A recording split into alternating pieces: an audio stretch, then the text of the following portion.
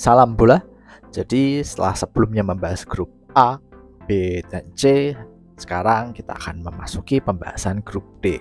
Grup D ini ada siapa aja sih? Yang pertama ada Prancis, terus ada Australia, kemudian ada Denmark, dan terakhir ada Tunisia. Jadi kita akan langsung masuk ke tim pertama. Tim pertama adalah Prancis. Prancis saat ini berada di peringkat 4 dunia dengan pelatihnya adalah Didier Deschamps dari Prancis yang membawa mereka juara Piala Dunia 2018. Nah, Prancis ini merupakan juara bertahan sekaligus kemarin membawa pulang pula gelar UEFA Nations League musim paling terakhir lah. Nah, Prancis ini sebenarnya secara materi squad itu nggak beda jauh sama yang mereka miliki 4 tahun lalu ditambah beberapa pemain muda, tapi intinya masih sama lah. Namun, perlu diingat bahwa ada beberapa hal yang perlu diperhatikan Prancis. Yang pertama adalah kutukan juara Piala Dunia sejak edisi 2010. Juara dunia di edisi sebelumnya itu nggak pernah lolos dari fase grup. Terus, yang kedua adalah performa Prancis yang cukup jelek di UEFA Nations League musim terbaru, di mana mereka mengantongi 2 seri dan 2 kalah. Bahkan salah satu kekalahannya datang dari Denmark yang notabene satu grup sama mereka. Jadi, apakah Prancis bisa mematahkan kutukan juara dunia tahun ini? Kita masuk ke pemain penting. Yang pertama ada N'Golo Kante. Nah, Kante sendiri merupakan gelandang box to box yang dipercaya sebagai perebut bola baik di level timnas maupun di klub. Namun selain sebagai perebut bola, Kante sendiri dapat memulai serangan dari lini belakang Prancis dengan memberikan umpan-umpan yang efisien.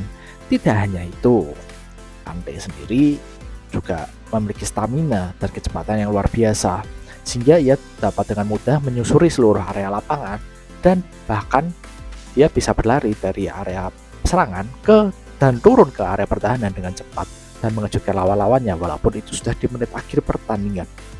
Yang kedua ada Kylian Mbappé. Kylian Mbappé kalau boleh dibilang adalah pemain cukup krusial di lini depan Prancis. Ia berkontribusi untuk membuka ruang dan mencetak gol. Ia punya visi, dribbling, kemudian shooting yang berbahaya membuatnya menjadi pemain yang penting di lini depan Prancis. Yang terakhir, yang ketiga ada Benjamin Pavard.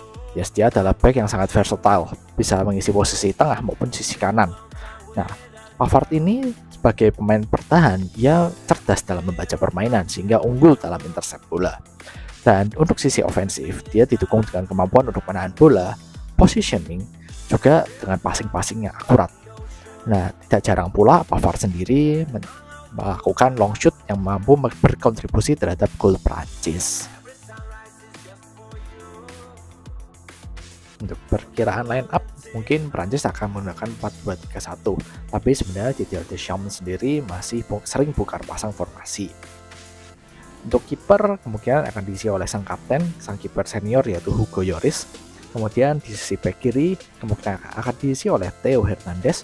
Di tengah ada Ibrahima Konate dan Rafael Varane, serta di kanan ada Benjamin Pavard. Kemudian gelandang yang mengisi posisi 2 tersebut ada N'Golo Kante dan Aurelien Tchouameni. Kemudian 3 di belakang striker, di kiri ada mungkin Mbappé. Kemudian sebagai gelandang serang Antoine Griezmann dan di kanan Christopher Nkunku.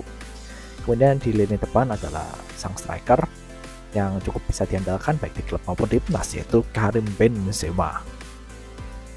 Tim kedua adalah Australia. Australia saat ini berada di peringkat 39 dunia dan pelatihnya adalah Graham Arnold dari Australia. Australia sendiri lolos melalui fase playoff AFC dan antar konfederasi. Ya, tapi performa mereka di kualifikasi Piala Dunia pun agak mengkhawatirkan karena hanya 1 angka dari ketidaklolosan.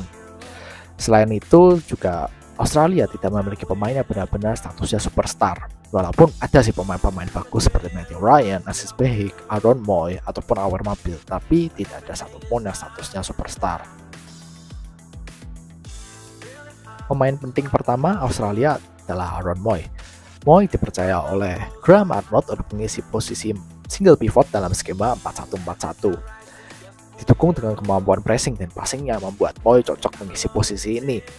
Ditambah lagi Aaron Moy memiliki visi permainan untuk memberikan umpan jauh yang akurat, membuatnya dapat memulai serangan dari lini belakang Australia. Yang kedua adalah Jackson Irving, gelandang serang yang cukup sering dimainkan oleh Graham Arnold.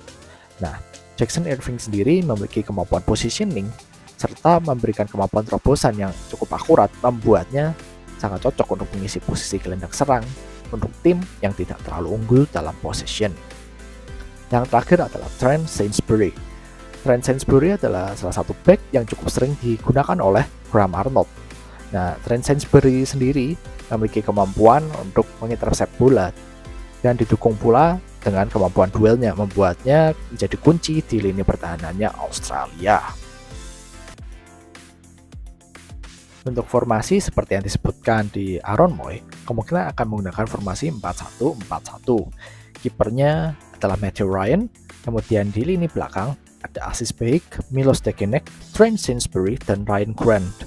Kemudian single pivot diisi oleh Aaron Mooy, kemudian 4 di belakang striker, dari sisi kiri ada Awer Mabil, kemudian di tengah ada Jackson Irving dan Edstein Krustik, dan di kanan ada Martin Boyle. Untuk sisi penyerangnya kemungkinan akan digunakan Jamie McLaren. Tim ketiga adalah Denmark. Denmark saat ini berada di peringkat 10 dunia dan pelatihnya adalah Kasper Hjulmand dari Denmark sendiri. Nah, Kasper Hjulmand mampu mentransformasi Denmark menjadi tim yang sangat berbahaya dengan prestasi terkini adalah sebagai semifinalis Euro 2020. Selain itu, juga di kualifikasi Piala Dunia, mereka lolos dengan meyakinkan 9 kemenangan dari 10 laga, bahkan kekalahan satu-satunya itu muncul di laga terakhir saat mereka sudah dipastikan lolos ke Piala Dunia. Selain itu, di UEFA Nations League musim terbaru yaitu 2022-2023, mereka saat ini berada di puncak klasemen di tim yang berisi oleh Prancis, Denmark, dan Austria. Hal inilah menjadikan Denmark menjadi tim yang sangat berbahaya dan menjadi kuda hitam di turnamen Piala Dunia kali ini. Kita masuk ke pemain penting Denmark. Yang pertama ada Pierre-Emil Højbjerg. Pierre-Emil Højbjerg merupakan pemain yang dipercaya untuk mengisi posisi gelandang tengah di Denmark. Nah, Højbjerg sendiri didukung dengan kemampuan mematahkan serangan lawan dan memiliki visi permainan yang cukup bagus, membuatnya krusial dalam memulai serangan Denmark sekaligus sebagai tembok awal pertahanan Denmark. Yang kedua ada Joachim Mæhle, merupakan pemain yang dipercaya untuk mengisi sisi kiri Denmark. Nah, ia didukung dengan kemampuan untuk membuka ruang bagi rekan-rekannya di tengah dengan menyisir sisi sayap kiri. Nah, selain itu ia juga memiliki kemampuan untuk memberikan passing-passing yang akurat dan tidak jarang pula melakukan shooting. Selain itu, dari sisi defensif ia memberikan high pressing yang mampu membuat lawannya ketar-ketir. Yang terakhir ada Andreas Christensen. Andreas Christensen sebenarnya unggul dalam berduel, namun hal yang membuatnya spesial adalah kemampuannya menahan bola serta memberikan passing-passing akurat, sehingga Christensen sendiri dapat berperan sebagai pemain yang memulai serangan dari lini pertahanannya Denmark. Untuk perkiraan line up-nya Denmark, untuk formasi mungkin mereka menggunakan formasi 3 back yaitu 3-4-1-2 dengan kipernya adalah Kasper Schmeichel, kemudian 3 di belakang ada Joachim Andersen, Simon Kjær, dan Andreas Christensen.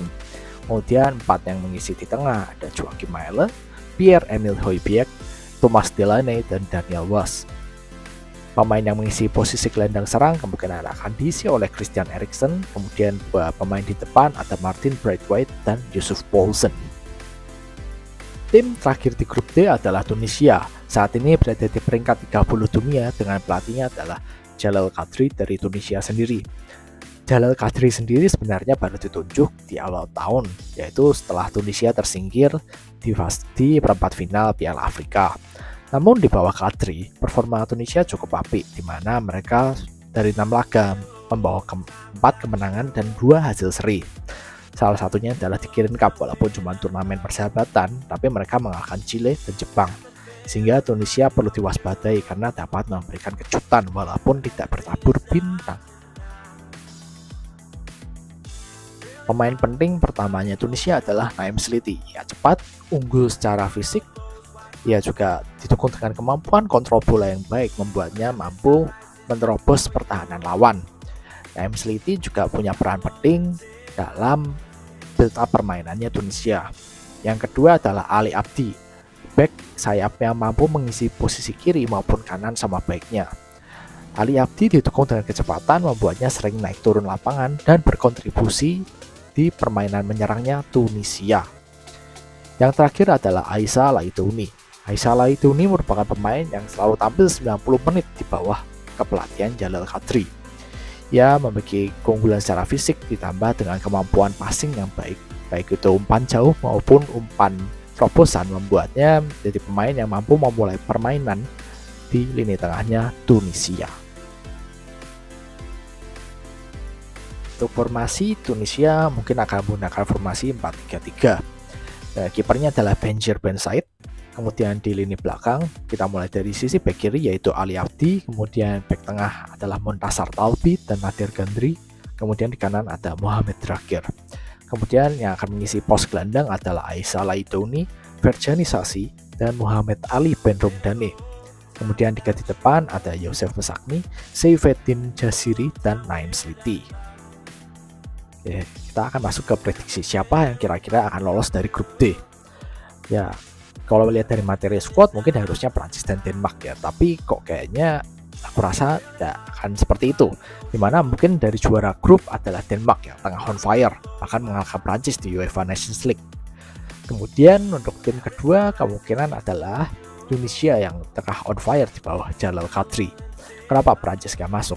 Yang pertama mungkin ya itu kutukan juara Piala Dunia kemungkinan akan berlanjut di Piala Dunia tahun ini, mengingat performa Prancis yang cukup buruk di tahun 2022 ini, di mana mereka sulit mengukir kemenangan